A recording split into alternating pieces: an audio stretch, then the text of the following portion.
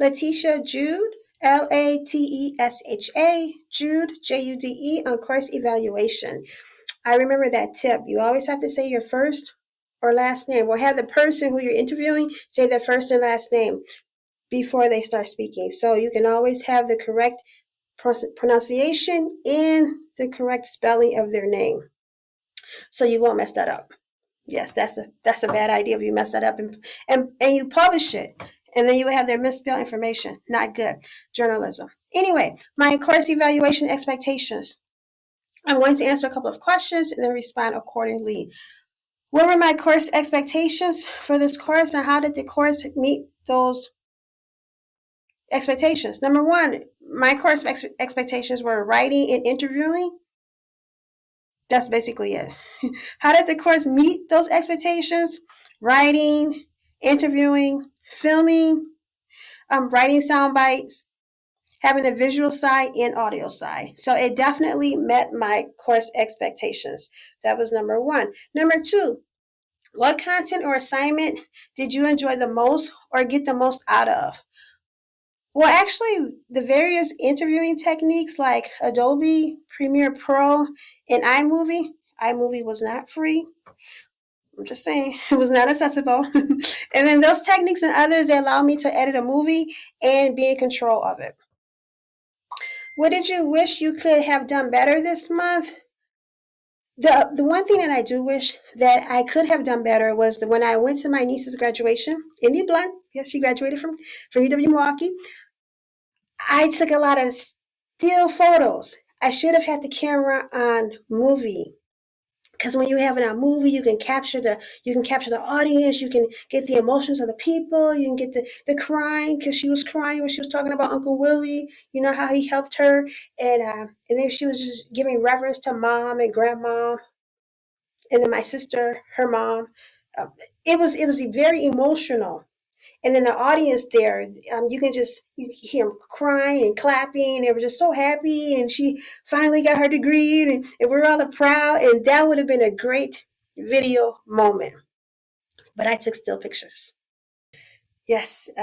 So the one thing I wish I could have done better is take more movie pictures. So when I'm riding a bus, I'll take pictures of, like, if there's a car accident, I'm taking pictures. But now I need to have enough film. I need to have enough film.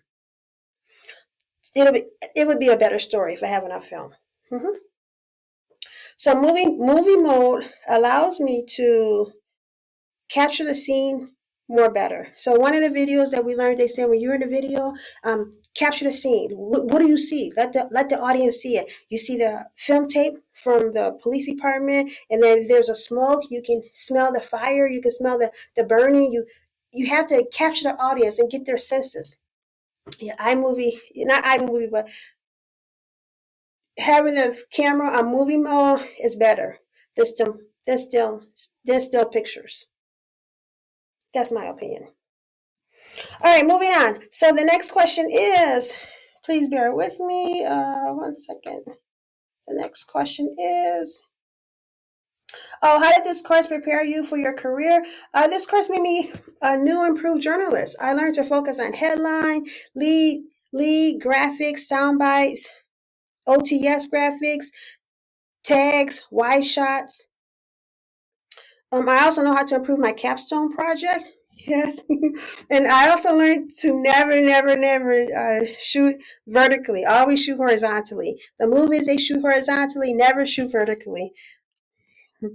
I also learned how to work with my classmates, because in this class, we were instructed to be friends with our classmates on social media and also share their posts. And then every week we had to evaluate their assignment. So we all received an assignment, but we had to evaluate the finished product. And then I was like, oh, this is just like I'm at work. So I didn't like it at first. I'm like, oh, this is extra work. I'm at work. I feel like I'm at work. But then once you evaluate your classmates' work, and it's like, wow, that's a good idea. So like now I know I can go to a marathon and I can film it. I never thought about that before. And then I can go to a museum and film that also, the exhibit. So that was good work. So good job, Kevin and Rachel. You're a good idea. So you really learn from a lot. It's not only networking, but you learn and you help one another. So I learned that from my classmates, and that was informative, and it was good. I believe there's one more question that I have to address. One second. Oh no, I just have a personal comment.